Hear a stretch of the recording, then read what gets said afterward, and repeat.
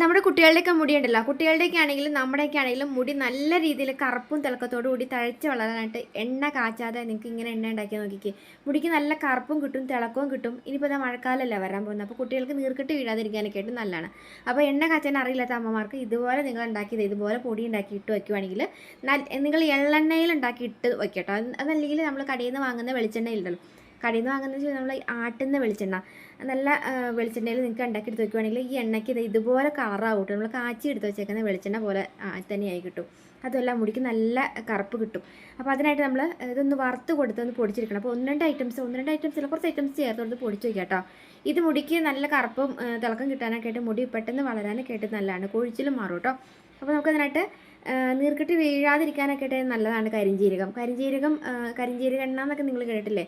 അത് നമ്മൾ തലമുടി നരയ്ക്കാതിരിക്കാനൊക്കെ ആയിട്ട് തലയിൽ തേക്കുന്ന എണ്ണയാണ് കേട്ടോ. അപ്പോൾ ഇതുപോലെ നിങ്ങൾ ഉണ്ടാക്കിയെടുക്കുകയാണെങ്കിൽ എണ്ണ നമുക്ക് വീട്ടിലുണ്ടാക്കി എടുത്താൽ മതി. അപ്പോൾ അതായത് ഇതുപോലെ ഒരു സ്പൂണോളം ഉലുവ ഇട്ട് കൊടുക്കാം. തലയ്ക്ക് നല്ല തണുപ്പ് കിട്ടും.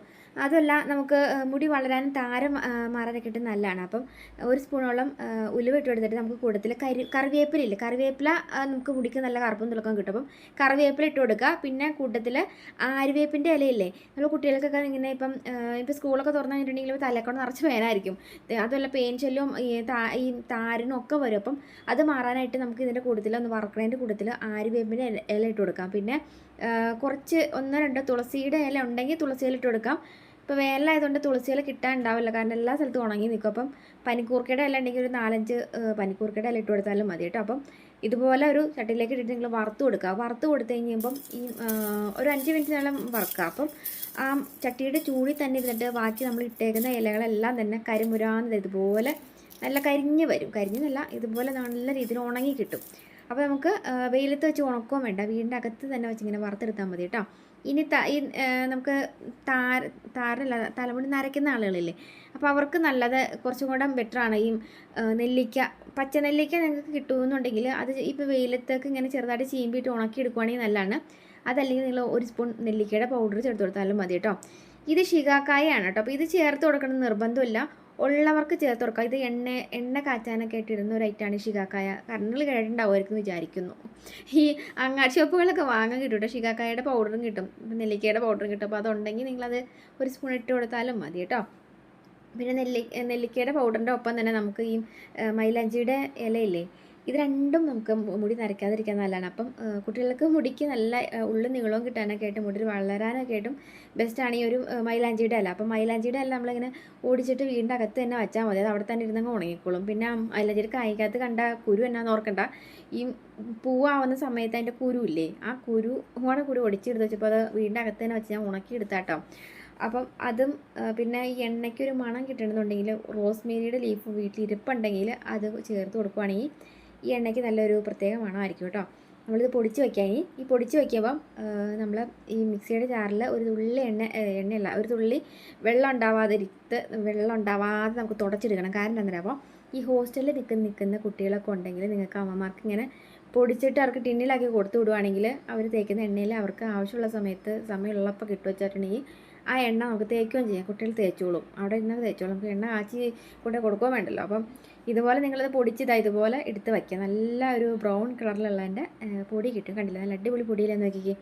ഈ കളറായിരിക്കും നമ്മുടെ എണ്ണയ്ക്കും വരുന്നത് കേട്ടോ. കാരണം ഈ മൈലാഞ്ചിയും അതുപോലെ തന്നെ ഞാൻ ചെമ്പരത്തി പൂവിൻ്റെ കാര്യം പറയാൻ വിട്ടുപോയില്ലേ. ചെമ്പരത്തിയുടെ പൂവ് നമ്മളൊക്കെ വീട്ടിലെ ഈ നമ്മളെ വീട്ടൊക്കെ മുറ്റത്ത് ഇങ്ങനെ ചെമ്പരത്തിയൊക്കെ നിൽക്കുന്നുണ്ടെങ്കിൽ അതിൻ്റെയൊക്കെ ചോട്ടി കൂടെ ചാടി നിൽക്കുന്ന പൂക്കളൊന്നും അതിന് പറക്കി കളയണ്ട കേട്ടോ. നമ്മളത് ഇതുപോലെ ഉണക്കി എടുത്ത് വെച്ചിട്ടുണ്ടെങ്കിൽ ഇങ്ങനെ ഇട്ട് പൊടിച്ചെടുക്കാനായിട്ട് എളുപ്പമുണ്ടാവും കേട്ടോ.